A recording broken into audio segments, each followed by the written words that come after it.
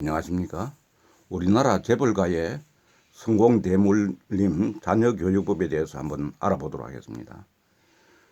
자식 농사만큼 어려운 일이 있겠습니까? 대를 이어 기업을 이끌어야 하는 명문 기업가들도 자식 교육은 기업 경영만큼이나 중요하고 어려운 일이라고 이렇게 생각이 됩니다.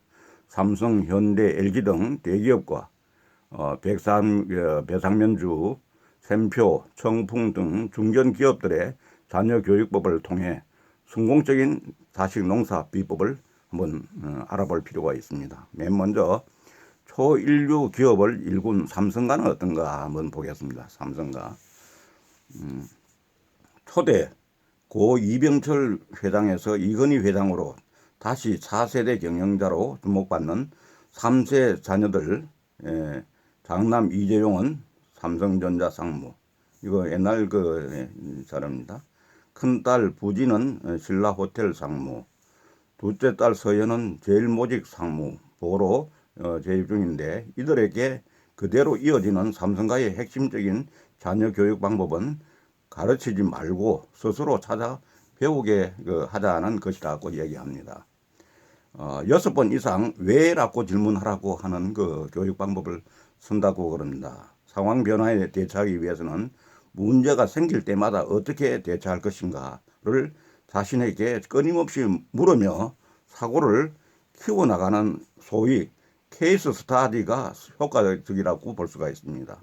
이건희 회장은 부친의 영향으로 남보다 먼저 고민하고 남보다 앞서 큰 물고기를 잡는 숲을 보는 눈을 키웠습니다. 적고 또 적은 메모 습관을 길러라고 얘기합니다. 이병철 회장은 사사로운 것까지 메모를 해서 일과를 진행했다고 합니다. 이는 단순한 지역 보관용 메모가 아니라 자기 반성용 메모로 활용한 것. 이건희 회장 역시 1990년대 중반까지 품 안에 소형 녹음기를 넣고 다녔다고 합니다. 매사를 정확하게 파악하고 기록으로 남기려는 의도가 있었습니다.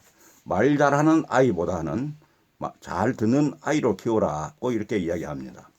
이병철 회장은 경청이라는 글귀를 통해 듣기의 중요성을 강조한 바가 있습니다.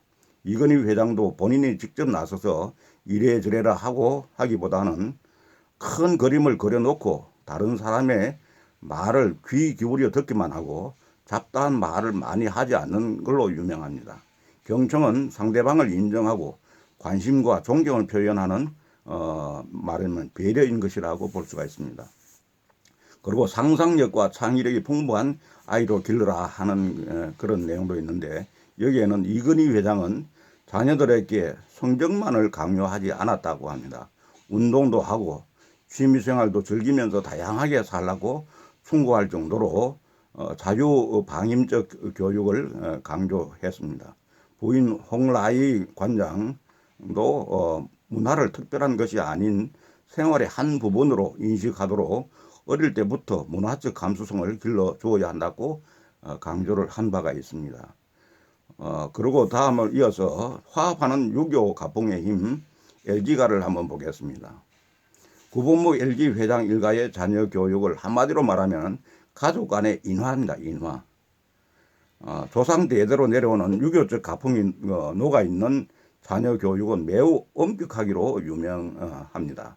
구인의 LG그룹 창업주의 자녀는 6남 4녀, 장남인 구자경 LG그룹 2대 회장은 설하에 4남 2녀를 둘 만큼 자손이 많다 보니 가족 구성원 간의 화합과 인화가 필수 교육이 되었던 것입니다.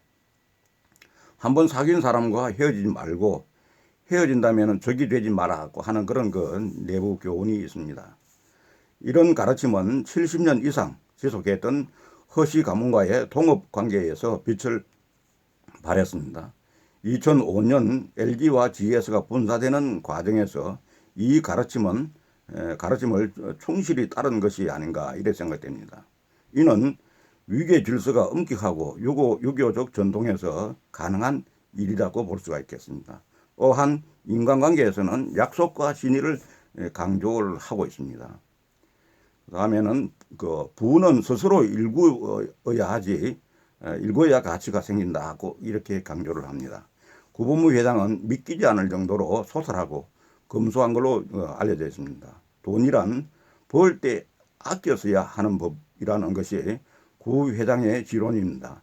창업주를 필두로 자녀들에게 대대로 근검절약 정신과 독립심을 가르친 것이다고 볼 수 있고, 또한 부모 형제에게 의존하지 말고 스스로의 힘으로 경제적인 독립을 이룰 것을 강조했으며, 큰 돈의 배포를 가지지만 한 푼의 돈도 헤프게 쓰는 것은 용서하지 않았다고 합니다.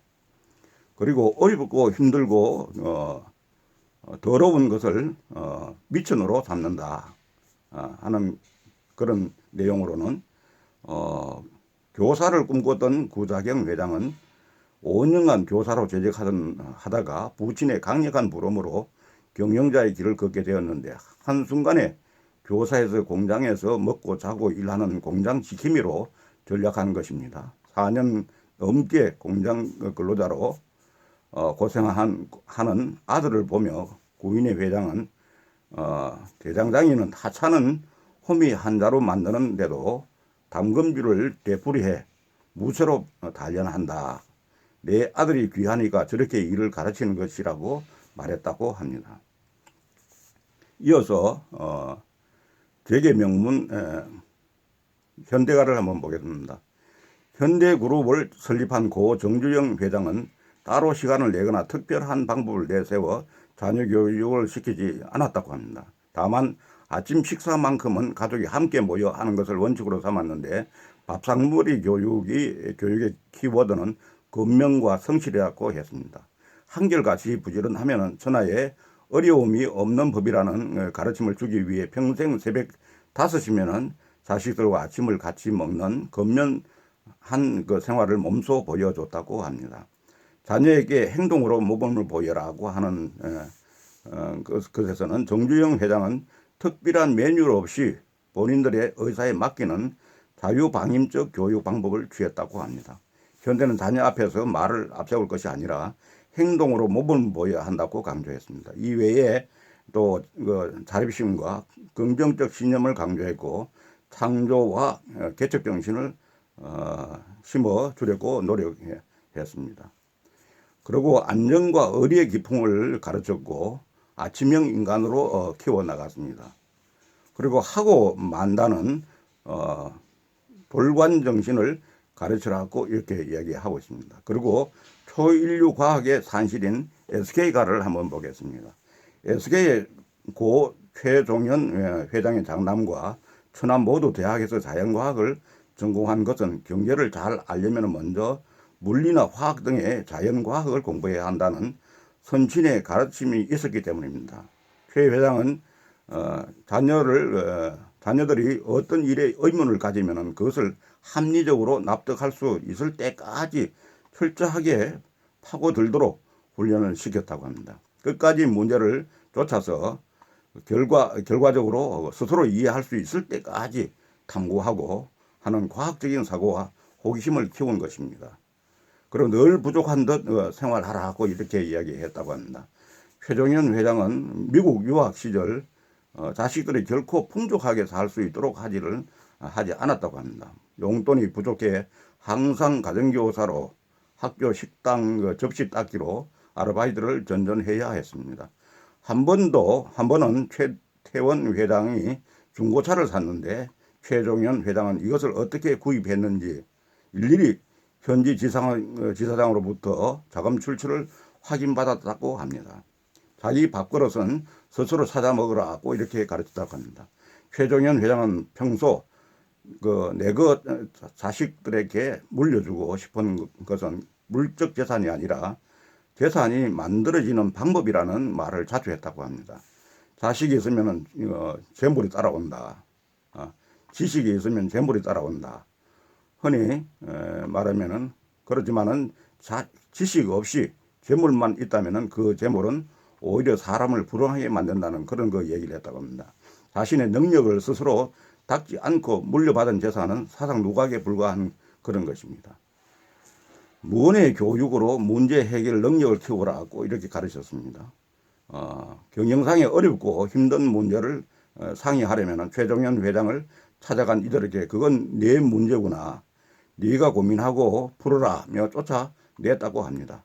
정답을 알려주기보다는 문제를 해결하는 방법을 스스로 깨우치게 하려는 그 속 깊은 뜻이 있었다고 합니다. 이 내용들은 명문기업가의 자식농사라는 그 내용 속에 있는 내용들을 여러분과 함께 공유를 해봤습니다. 아무쪼록 우리가 이 우리 명문가의 자식교육을 참고해서 우리도 좋은 그 자식교육을 시켰으면 하는 그런 생각입니다. 감사합니다.